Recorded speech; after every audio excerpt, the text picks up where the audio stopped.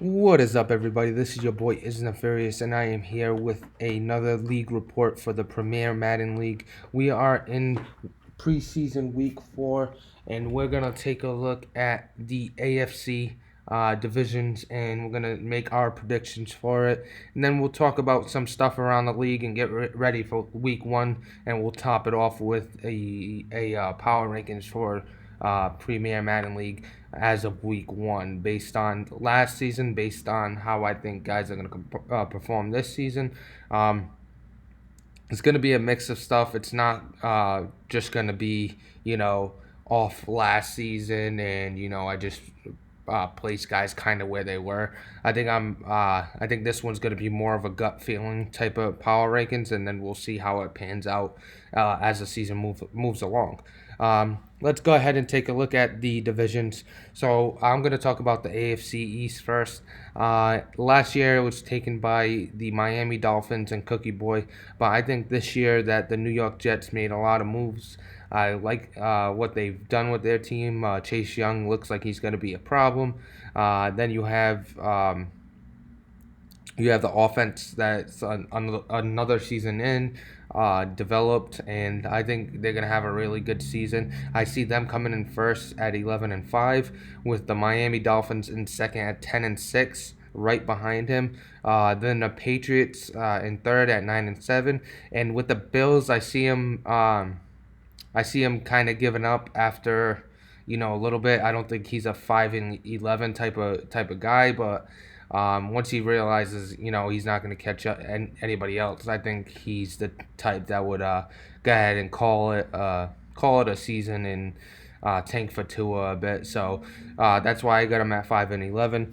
Let's take a look at the AFC North. I got the Baltimore Ravens at 10-6 to take in the AFC North. I think King of My Craft's a really good user. Last year, maybe it was just getting the cobwebs out when it comes to Madden, because he didn't play Madden for a while. I believe his last season was season 3. He's a really good user. I think this season will fit him. I think if he's active, he could be the division winner easily. He's one of those users. But then you get the Browns at 9-7 and the Bengals at 9-7. I see them kind of having the same record. They were really close to having the same record last season. They actually might even had the same record, but the Browns got in due to their division record being better than the Cincinnati Bengals record.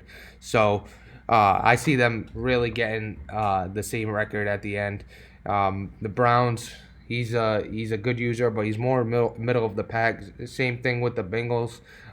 He was really good, but I think the Browns figured him out a little bit, so he's got to go through some changes, especially if he wants to contend. And who knows if he's going to run the same system, same defense, and if he does, the Browns might have the upper hand on him. And I don't know about the other teams, but I know he specifically planned for the Bengals on that last matchup with Mole. So that's something to look forward to in this season. See how that matchup goes about and see what the Bengals decide to bring this season. Last but not least, I got the Pittsburgh Steelers and Deloitte TV finishing at 5-11. He was pretty good last season. I don't think he focuses that much on Madden, so that's the one thing. So based on what he's got to go up against in the Ravens, the Browns, and the Bengals, I think he's got tough matchups throughout the season. So I see him finishing at 5-11 and pretty much the bottom of the barrel when it comes to the AFC North. Let's take a look at the AFC South. So I got the Colts finishing at 11-5. He dominated towards the end of the season last year. Really put it together with Naheem Hines, but I think this year, people are going to plan for that, and people are going to game plan for that, and I think people will be able to, contain that a little bit. He did lose Paris Campbell. He gained a couple more running backs that are super fast. I don't see how he improved this team too much.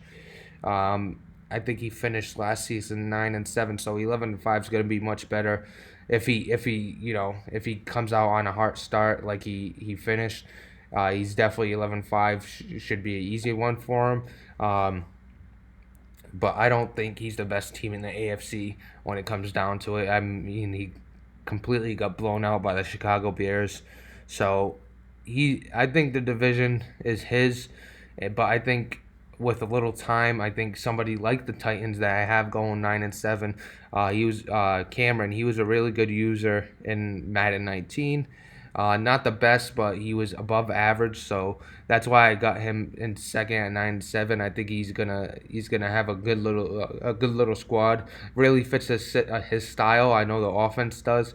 He likes his power backs. He had a real good he had a really good uh, cycle with Leonard Fournette when he was the Jaguars. Now with the Titans, he's got Derrick Henry, and I think it fits what he wants to run and what his style of play. So I think he goes 9-7, just eking out the Houston Texans.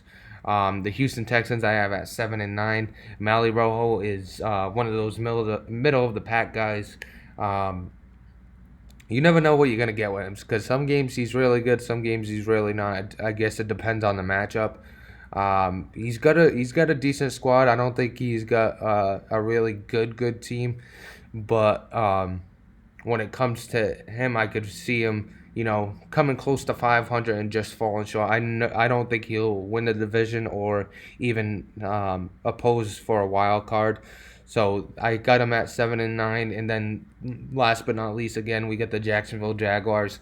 Didn't win a game when he came into the league last year. The new user in Chums. He went 0 and whatever, I believe it was like 0 and 13, 0 and 4, 0 and 12, something like that. He did get a tie against the Carolina Panthers, but that's his lone achievement last season. He did draft Tua. He did make some moves this offseason, but he did also, I think, hurt the team. One trade that he made was with me for D.D. Westbrook. I think D.D. Westbrook's a really good wide receiver and a really good weapon, and him trading him away, it takes away from that offense a little bit. So it's pretty much going to be Tua, Chris Godwin, and then Leonard Fournette. Doesn't really have a crazy good tight end. That offensive line, if I'm not mistaken, is not the best either. I gotta double check.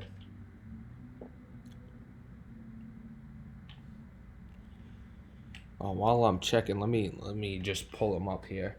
So he's got Leonard Fournette. He's got Tua that he drafted. He should be great for him if he uses him right. He did pick up Randall Cobb, and he still has Chris Conley. So, I mean, not as good as D.D. Westbrook, but that's something to build off of. His offensive line. So he's got a good left tackle, pretty good guard given the standard of the league. Right guard's a little weak, and then the right tackle is young and a building block. So the offensive line is not as bad as I thought it was, but he's still got a lot of work to do. But it all comes down to him as a user. He's gotta figure it out. Because you could have the best team in the league. If you're not a good user, you're not a good user. Hence, New Orleans Saints and myself. I have one of the best teams in the league, but I finished 8-8, so that's not really acceptable with that type of team. Let's jump into the AFC West. So I got the Denver Broncos finishing 12-4. He really came on at the end of the season. He did lose Philip Lindsay early on, which really hurt him in his game. But now that he has Philip Lindsay back, I don't know if he's going to use him, but he did draft Jonathan Taylor, who looks like he's going to be a problem, and I could see Jonathan Taylor winning the Rookie of the Year. So I have the Denver Broncos actually tied for first with the Kansas City Chiefs. I don't know how the division records are going to match out, but I know I have a feeling that Denver's going to be 1A or 1B in this situation. Really good user. Noah Fant was nasty for him. I think he's added some pieces as well. So it's definitely gonna be a fun one in the AFC West. Then I got the Kansas City Chiefs, like I said, at 12-4. Also, the Kansas City Chiefs are still a really strong team. They didn't really subtract much.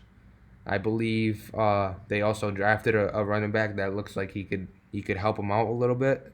I don't think he's as good as Jonathan Taylor or some of the other running backs that are in this draft class, but he's a good running back that I think is an improvement over Damian Williams. Um, Still has Tyreek Hill. He did lose Sammy Watkins, but he still has McCole Harmon, who's also a problem on the outside. So he's got a good squad to definitely make a noise. Definitely be one of those front runners again. I don't think he goes as long as he did undefeated. I think he loses a lot earlier this season, but I still see him being a dominant guy in a 12-4 type of team. We take a look at the Oakland Raiders. I got them finishing at 8-8. I think the Raiders user's a really good user, but I think a lot of people have the upper hand. I don't think he's paid much attention to his team. Let's take it. We'll actually take a look at his team quick. So let me pull that down. So you take a look at his team. Derek Carr, he still has. He drafted Philip Franks. He's got Kareem Hunt that he traded for last season. Antonio Brown, Tyrell Williams, Hunter Renfrow. I mean, he hasn't really changed much on this roster. The offensive line is a little tough, especially on that left side. Let's take a look. His defense, he really didn't add nothing to his defense as well. Looks a lot like the same team.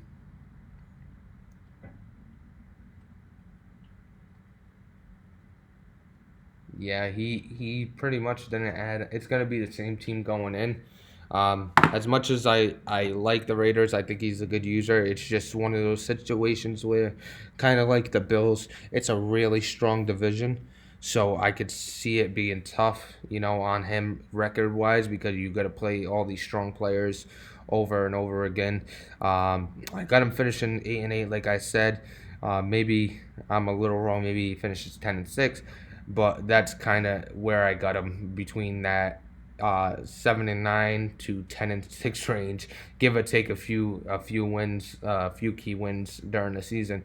But I don't see him, coming in first or second in this division. I think the Broncos and the Chiefs are both users that are better, and I think they're both users that will end up, fighting for that division winner, that division title this season.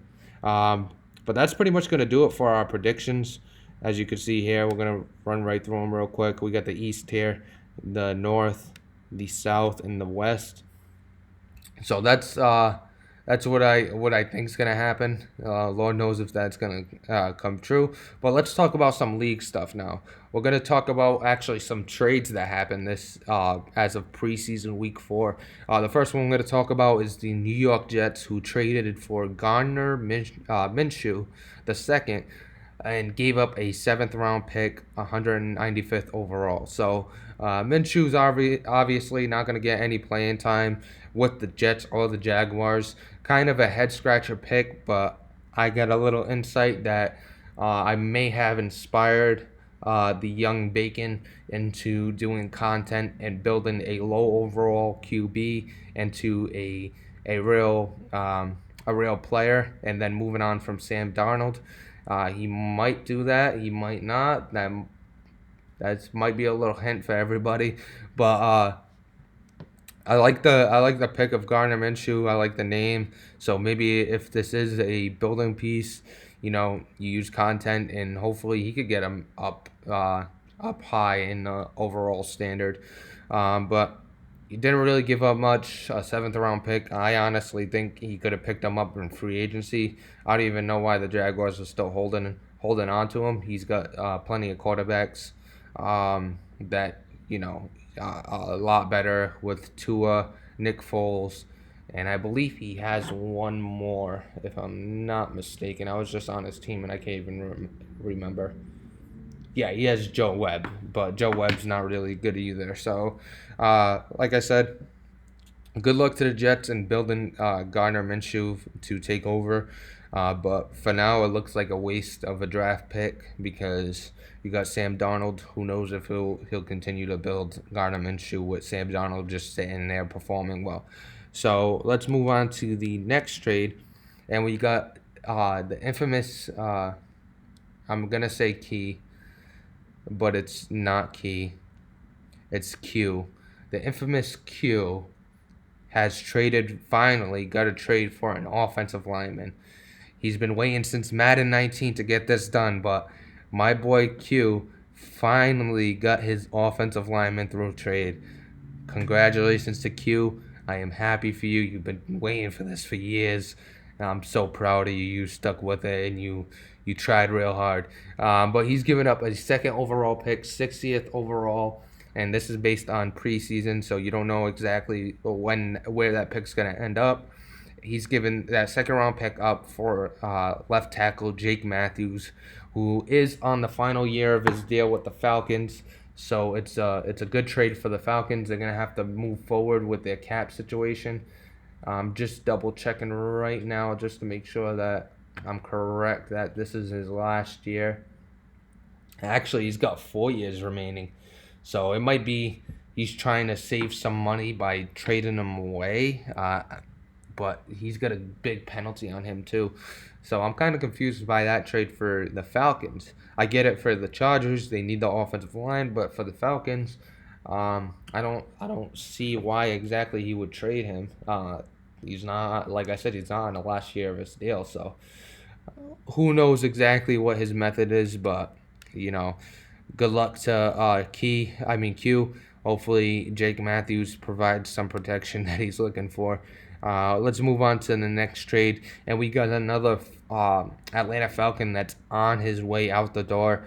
As you can see here, the San Francisco 49ers have traded a second round pick, 56th overall, a third round pick, 88th overall, for the star corner in Atlanta in Desmond Trufant. So Atlanta's making a lot of moves. They're making a lot of moves. They're in cap trouble. Desmond Trufant, I'm going to check if he's on the last year of his deal. Let's take a look. It says 3. I want to take a look at a different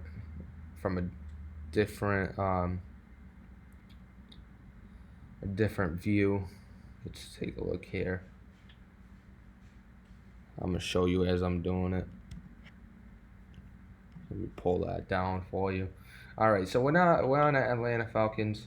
Let's take a look at their situation. So 4 years remaining for Jake Matthews. So that's a tough one. I don't think he's really going to save much. He has a lot of penalty to it. But Jake Matthews, he's 28 and he's got 4 years remaining, so that's kind of scary. Good luck to Q for taking that contract on. And 3 years left for Desmond Trufant at the age of 29, so he's going to be 32 when this contract is up. And I promise you, through regression, he is not going to be worth the 16 and the 14 million that he's going to make towards the end of this contract. So, big trades for the Atlanta Falcons, big stars on the way out the door. I like that as a New Orleans Saints owner. I kind of like that. Maybe he'll help me out a little bit. But I guess he feels like he doesn't need Desmond Trufant to be successful, especially in the NFC South. So we'll see how that plans out. But those are a couple good trades for the Los Angeles Chargers and the San Francisco 49ers. Especially the San Francisco 49ers. You got Richard Sherman, I believe, on one end. And now you're adding Desmond Trufant. But I believe Richard Sherman might have either regressed or retired at this point. Richard Sherman, he's actually still really good. 91 overall, 32 years old, so he didn't really regress much. But this is gonna add a strong defensive backfield in that AFC West division. I might have to change. I mean that NFC West division. I might have to change exactly what I predicted. He's adding Desmond Trufant. It's gonna get a lot harder for everybody. Nice trade there. Let's take a look to see other names that could possibly be on the move during the regular season, or maybe even before week 4 of the preseason's over. So you got a couple Cleveland Brown players in Joe Schobert and uh, Olivier Vernon. Olivier Vernon, obviously the edge rusher. You got Joe Sherbert, middle linebacker type. Young athletic linebacker. I know the Giants were looking for one, so maybe that's a team that reaches out to the Browns about Joe Schobert. Then you got Olivier Vernon. He's like I said, a pass rusher. I don't know exactly who's out there looking for pass rush. I know as the New Orleans Saints, I don't think I'm looking for pass rush. I got Shane Ray on one end, and then I got Marcus Davenport, both low overalls, but I think they'll get the job done, especially with Cameron Jordan. I still have him as well. Let's then you got Philip Lindsay from the Broncos.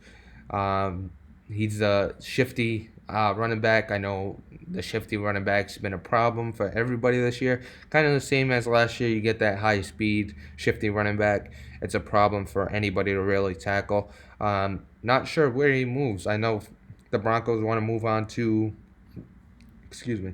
The Broncos want to move on to Jonathan Taylor, so Philip Lindsay is no longer needed. So I don't know who exactly needs a running back, but it could be somebody in the NFC South, maybe the Tampa Bay Buccaneers, who have a decent little situation there. Then we got the Jacksonville Jaguars, who are moving Calais Campbell. They're moving a lot of pieces. They're constantly trying to move pieces. I don't know if he doesn't like the Jaguars situation, or maybe he's trying to free up some cap space. Maybe he's got some contracts coming up. But Calais Campbell's out there for any team that's in contention that needs that big guy in the middle. Some low overall teams that have a lot of cap space, like the Miami Dolphins, the New York Giants, and teams like that. Maybe they want Calais Campbell, but you know, it's gonna depend on the need of the team because he is a big contract to take on. Then finally, last but not least, we got Jared Cook out of New Orleans. I got Tamunchin Hodges or Bucky Hodges, and I got Josh Hill, and I don't find the need to keep Jared Cook, especially that I might be running three wide receiver sets, maybe more of Bucky Hodges than Jared Cook. So he's pretty much on the move to free up some cap space and to also get something before, he just goes away for nothing. So he actually might even retire at the end of the season. So if anybody's looking for a tight end for this season and a tight end that could help out their team, my DMs are open for Jared Cook. But finally, let's wrap this show up. We're going to take a look at my power rankings for week 1 of the regular season in the Premier Madden League. So you take a look here. We got Bears Mole, who's number 1. He was absolutely dominant last season. I think he's going to be dominant again. It's going to be tough to beat him, but I think he loses 1 or 2. I have him in first. You wrap up the top 10. I got the Indianapolis Colts in second. The best team coming out of the AFC last year. I think that could be the fact this year. Even though I have him at an 11-5 record, I still think he's still a powerful team, and until proven otherwise, I can't really knock him too much. I get the New York Giants in third. Another really good team. He's added a lot of pieces. I think he's going to be really strong. And then a couple more NFC teams in the Minnesota Vikings, the Washington Redskins, both strong teams with strong coaches. Especially Minnesota's got one of the best coaches, and I think he might be a sleeper to go to the Super Bowl if he plays his cards right and latches down and focuses. I think he can end up in the Super Bowl this year. Then you got the Denver Broncos. Like I said, I think he's gonna have a really good year. He's got Jonathan Taylor. He's got Noah Fant. He's got the quarterback. He's got everything he needs. I think he's gonna have a really good season this season. Then we got the Atlanta Falcons. Coming in 7th. I had him in 2nd last year. He went up against Mole and absolutely got his doors blown off. So we'll see exactly how he recovers for that this season. Maybe he's even stronger, but he is moving a lot of pieces, and that could really hurt his team. Then you got the Kansas City Chiefs in 8th. Really strong team, like I said, right 1A and 1B with the Denver Broncos, but I got him falling in 8th this season. And I got the Oakland Raiders in 9th. Like I said, he's in a tough division. That's why I got him with an 8-8 record. But I still think he's one of those powerful teams that are in the league. Then I got the New York Jets in 10th, the division winner in the AFC East. I think he's gonna really wake up this season. One of the better users in Madden 19. Really couldn't get past natural, but he did a lot of damage with the Cleveland Browns. Well, it'll be fun to see exactly what happens this season. But that's pretty much going to do it for our top 10. As you can see here, you could read through 11 through 32 if you haven't already. Specifically, you could take a look. I got myself pretty much set, right in the middle. Got some guys above me, got some guys below me. I'll probably end up in the 20s if I keep performing the way I was. But that's where I got me right now. But that's pretty much gonna do it for this video. I hope you all enjoyed. I hope you enjoyed the power rankings, the trade graphics, and everything. Just a taste of some things I want to add to the league report this season. And hopefully you guys enjoy it and keep watching. I'm Is Nefarious, and